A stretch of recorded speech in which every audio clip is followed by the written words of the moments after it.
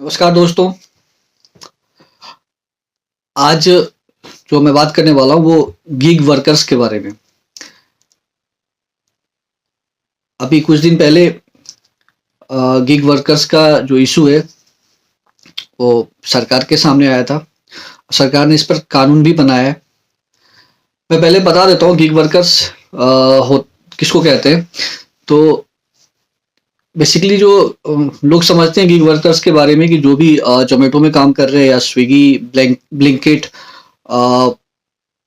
जो ऐसे जो राइड वाले जैसे चाहे उबर ओला इसमें जो काम कर रहे हैं उसको गिग वर्कर्स कहते हैं। तो ये तो एक काम है, लेकिन गिग वर्कर्स को मैं एक बारी बता देता हूँ कि बेसिकली कहते हैं इसको। देखो, गिग वर्कर्स उसको कहते हैं ना जिसका जो जॉब है ना वो टेम्परेरी होता है, परमानेंट नहीं होता है। उनका अस्थायी जॉब होता है और जरूरत है तो काम है, जरूरत नहीं है तो फिर काम नहीं है। उनमें कोई जॉब का कोई एग्रीमेंट नहीं होता है, कोई एग्रीमेंट नहीं होता है, ना ही उनका बीमा होता है, और चाहे चाहे वो हेल्थ इंश्योरेंस कह लो वो भी नहीं होता है। और फिर उसके बाद जो किसी भी तरीके का अलाउंस उनको नहीं मिलता है, भत्ता भी नहीं मिलता है। तो कुल मिला के ऐसा है कि जब तक वो काम कर रहे हैं तो पैसे मिलेगा, अदरवाइज अगर वो काम बंद हुआ तो पैसा मिलना बंद हो जाएगा। तो इस तरीके का जितना भी काम है वो सब वो जो भी आता है वो गिग वर्कर्स में भी आता है। चाहे फ्रीलांसर का काम हो, ये सारा गिग वर्कर्स का काम है।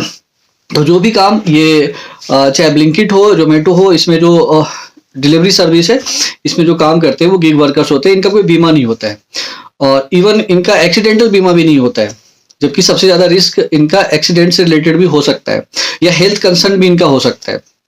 तो अभी कुछ दिन पहले जो गिग वर्कर्स थे उन्होंने प्रोटेस्ट किया और फिर सरकार तक ये बात पहुंची। सरकार ने इस पे कानून लेकर के आई। तो अब आपको समझ में आ गया होगा कि गिग वर्कर्स क्या होते हैं। अब देखो क्या होता है कि जैसे हम जो जो कस्टमर्स हैं दूसरे एंड पे, एक तो जो ये कंपनी ऑन कर रही है, जो चला रहे हैं, जो कंपनी के ऑनर है, जैसे ब्लिंकिट है और जैसे इंस्टामार्ट है जिसमें आप ऑर्डर करके और आप अपने घर बैठे सामान को मंगवाते हो।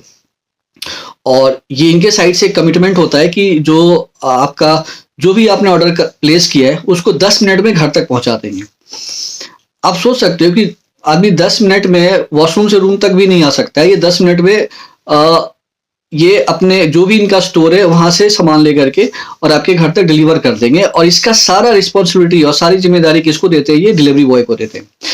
और दूसरे साइड जो कस्टमर है वो कॉन्टिन्यूस फोन करते रहते हैं, क्योंकि उनको भी पता है कि कंपनी जो कह रही है वो 10 मिनट का टाइम दे रही है, तो बार बार फोन करते हैं इसको, फोन कर करके कि भाई कितने देर में आ रहे हो।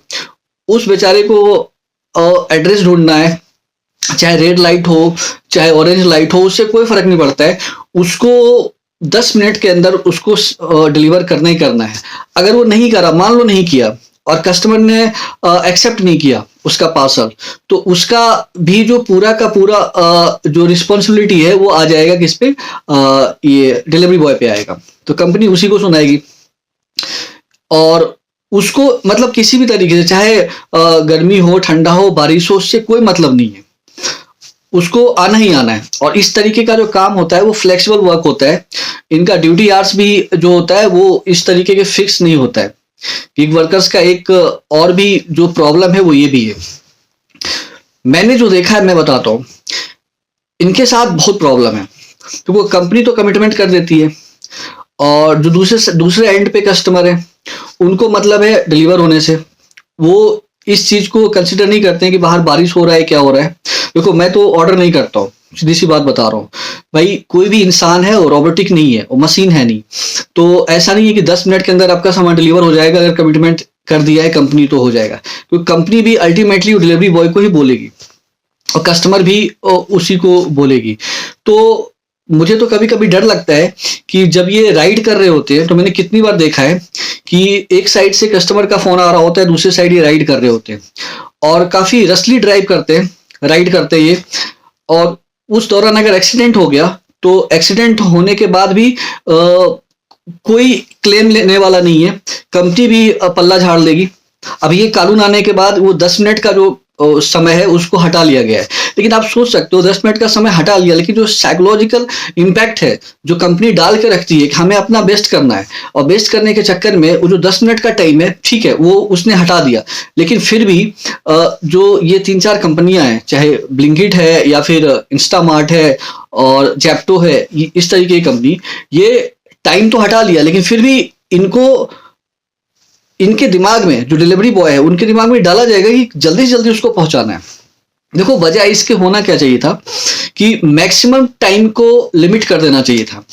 मतलब ऐसा कह रहा हूं मैं इस तरीके से कह रहा हूं कि अगर ऐसा करना चाहिए कि 30 मिनट लास्ट टाइम है या 1 आवर लास्ट टाइम है, तो इसमें देखो क्या होगा कि मैक्सिमम टाइम को आप लिमिट कर दोगे तो उस टाइम के दौरान पहुंचा दो। मिनिमम टाइम को फिक्स मत करो 10 मिनट में पहुंचाना है। मैक्सिमम टाइम को ले आओ, आधा घंटा, 1 घंटा, 1.5 घंटा कर लो, और डिस्टेंस के हिसाब से करो इस तरीके से। अब क्या होता है कि आप शहर में हो, कहीं भी कंस्ट्रक्शन वर्क है, कुछ भी चल रहा है और कॉन्टिन्यूस फोन जाता रहता है, कॉन्टिन्यूस फोन जाता रहता है। और सोचो वो उसकी थोड़ी मेंटेलिटी को समझो और उसका मानसिक दबाव समझो कैसा होता होगा कि वो इतने ट्रैफिक में आ रहा होता है, बार बार उसको फोन कर रहे होते हैं, कस्टमर फोन कर रहा है उसको, और मान के चलो कि वो इतना सारा परेशानी उठा के आया और कस्टमर ने बाद में एक्सेप्ट ही नहीं किया उसका जो पार्सल लेके आया, या फोन ही रिसीव नहीं कर रहा है, तो चलो ठीक है वो तो कंपनी में चला गया, लेकिन उसका पूरा का पूरा समय चला गया और उसने जो इतना जो ये मानसिक पीड़ा झेल रहा है उसका क्या। मैं तो देखता हूँ उनको तो इस तरीके से बैडली वर्क करते हो, वो अपना गाड़ी उठाया और वो बैग ले लिया और उसे लेकर के पूरा दिन वो घूमते हैं।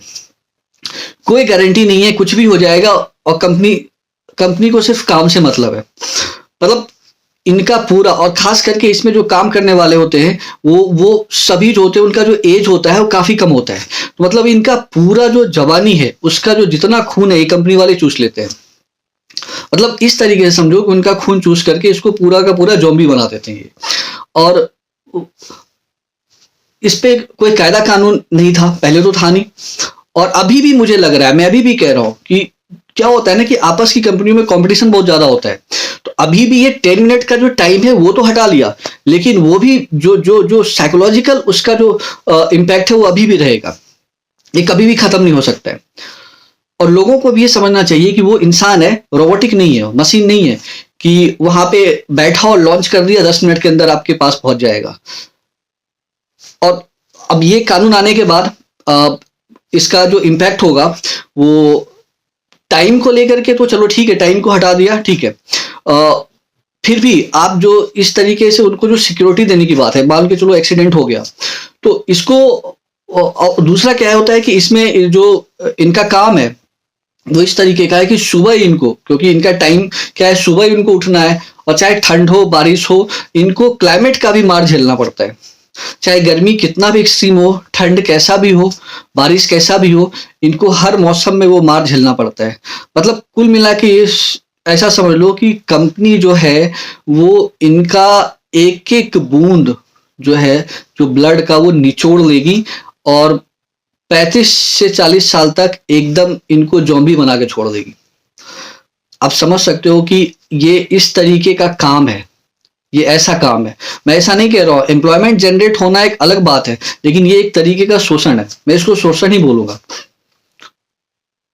क्योंकि आप जिस एज में कुछ कर सकते हो उस एज में इस तरीके का काम, डोर टू डोर जाना, वो भी हार्शली, मतलब कहने का मतलब है कि कंपनी को तो काम चाहिए ना, वो इसलिए क्योंकि उसको जल्दी से जल्दी डिलीवर करना है उसको, और अपने आप को, अच्छा इसमें फायदा किसको मिलेगा, डिलीवरी बॉय को क्या मिलना है, कंपनी को इसमें प्रॉफिट मिलना है, और उनके लिए जॉब एश्योरेंस तो होना ही चाहिए, जॉब एश्योरेंस होना चाहिए। अगर उनको कुछ हो जाता है तो उसका पूरा का पूरा क्लेम, जो इंश्योरेंस है, चाहे वो हेल्थ का है, लाइफ का भी है, वो सारा कंपनी को भरना चाहिए, क्योंकि उसका पूरा का पूरा लाइफ, मतलब पूरा जो उसका एज है, क्योंकि काफी अर्ली एजेस से ये लोग काम करना शुरू कर देते हैं, तो उसको पूरा क्लेम देना चाहिए, इसको लाइटली नहीं लेना चाहिए।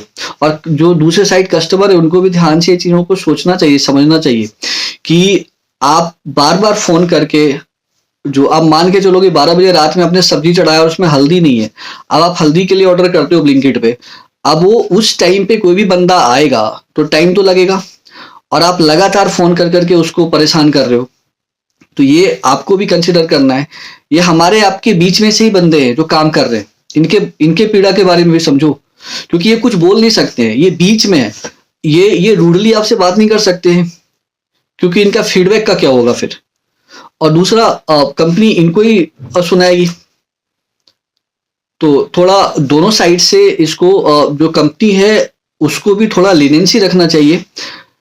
और कंपनी कितनी डिसिप्लिन होती है मुझे समझ नहीं आता है। अच्छा, हर बात कोई भी ऐसा है, कोई भी ऐसी बात हो, जैसे अभी कुछ दिन पहले गेम्स को लेकर के हुआ था, जो ऑनलाइन गेम्स था उसके लिए सरकार जैसे ही इस पे कानून लाने वाली होती है तो इतना डिसिप्लिन्ड होते हैं ये कि पहले से ही उसको, उसका जो एडवर्टीजमेंट है बंद कर देते हैं। इनको पहले से ही मानवीय आधार पे ऐसा नहीं करना चाहिए। जो कंपनी है इसके लिए कानून लाने की जरूरत, हर बात पे कानून लाने की जरूरत क्या है। जब आप मानवीय आधार पे देख रहे हो कि किसी के साथ ये प्रॉब्लम हो रहा है, तो ये 10 मिनट का टाइम जो फिक्स करा है, या फिर जो मैंने अभी आपको बताया कि मैक्सिमम टाइम को फिक्स कर दो, आधा घंटा 1 घंटा कर दो, उस टाइम तक डिलीवर होगा। ऐसा कर सकते थे, लेकिन ऐसा नहीं करते हैं ये लोग। ये लोग चाहते हैं कि जितना ज्यादा एक्सप्लॉइट कर लिया जाए, पूरा शोषण कर लिया जाए। आप समझ सकते हो कि जो वर्कर जो काम कर रहा है, आप उसको कोई काम के लिए नहीं छोड़ोगे 35 साल के बाद, उसका ऐसा स्थिति हो जाएगा। तो सरकार जब कानून लाने वाली होती है तो बहुत डिसिप्लिन हो जाते हैं पहले से सब। मतलब ये जितना पॉलिटिक्स पॉलिटिशियन नहीं करते हैं, उससे कहीं ज्यादा पॉलिटिक्स ये कंपनी में बैठे 2-4 लोग जो ऊपर के होते हैं, ये जब प्लान कर रहे होते हैं। अब सोचो, इसमें जो आइडिया दिया होगा कि 10 मिनट में हम डिलीवर करेंगे, उसको इंसेंटिव मिला होगा कि वह क्या आइडिया लेके आया है, और उसमें कितने लोगों का शोषण हो रहा है, इसको कंसिडर नहीं करा गया। चाहे कैसे भी करके खून चूस लेना है, लेकिन हमें सबसे आगे रहना है रेस में। मानवीय आधार पे कोई जिम्मेदारी नहीं है कंपनी का। कंपनी को सिर्फ पैसा कमाना है, उससे और कोई मतलब नहीं है।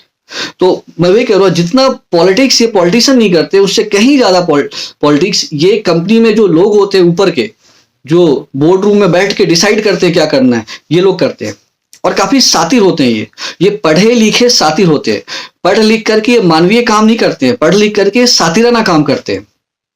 किस तरीके से एक्सप्लॉइट करा जाए, इस तरीके का काम करते हैं ये कंपनी वाले। ऊपर 4 लोग बैठ के डिसाइड कर लेते हैं कि हमें 10 मिनट में पहुंचा देना है। चलो, ये इसके लिए मैं बता रहा हूं 10 मिनट, बाकी और भी बहुत सारा चीज होता है जो वो 4-5 लोग डिसाइड कर लेते हैं। वो ना तो वेदर देखते हैं कि उस कंडीशन में अगर बारिश हो रहा हो तो कैसे कोई लेके जाएगा, ऐसा कुछ भी नहीं है। और वहां तो वो वाहवाही लेते हैं, ऊपर के लोग जो बैठे हैं वो इस तरीके का जो उनका नॉर्म्स है इसमें वाहवाही लेते हैं। कस्टमर के साइड से उनको फीडबैक मिलता है, लेकिन जो बीच में जो लोग काम कर रहे होते हैं उनका स्थिति क्या होता है, इसके बारे में कभी नहीं सोचते हैं ये। तो मैं आप सबसे रिक्वेस्ट करता हूं कि देखो, चाहे डिलीवरी बॉय हो या कोई भी हो जो आपके घर तक आ रहा है लेकर के, भले आप उसके लिए पे कर रहे हो, मैं मानता हूं आप उसके लिए पे कर रहे हो, आपका कोई उस तरीके का आपका बिहेवियर, लेकिन आप फिर भी मिसबिहेव ना करें, क्योंकि वो एक बंदा है जो सामने से आपके पास पार्सल लेके आ रहा है। अब उसके रास्ते में बहुत सारा प्रॉब्लम हो सकता है, आप भी देखते होंगे कि उसको कितना सारा मुसीबत उठाना पड़ता होगा, ट्रैफिक से लेकर के सारी चीजों को। और तो इसलिए जब आपके पास आता है या आप जब फोन करते हो तो बैक टू बैक फोन ना करें।